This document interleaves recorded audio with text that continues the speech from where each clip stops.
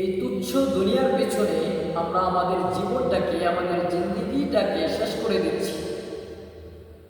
অথচ আল্লাহ পাক রব্বুল আলামিন বলেন যে আমার কাছে এই দুনিয়াটা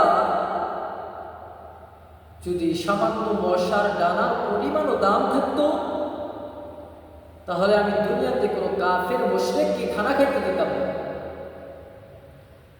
আল্লাহ পাক রব্বুল আলামিনের কাছে মশার ডানার চাইতেও দুনিয়াটা তুচ্ছ, নগণ্য।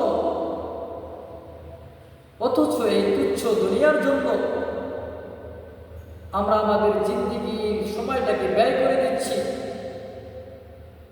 এই দুনিয়া কামাইতে যাইয়া হালাল হারামের তোয়াক্কা করতেছি না। অথচ এটা সুনিশ্চিত যে আমি এখানে থাকতে পারবো না। আমার পূর্বপুরুষেরা, আমার বাপ দাদা কেউ থাকতে পারে নাই, আমিও থাকতে পারবো না, এটা সুনিশ্চিত। তারপরেও এই সামান্য জিন্দেগির জন্য,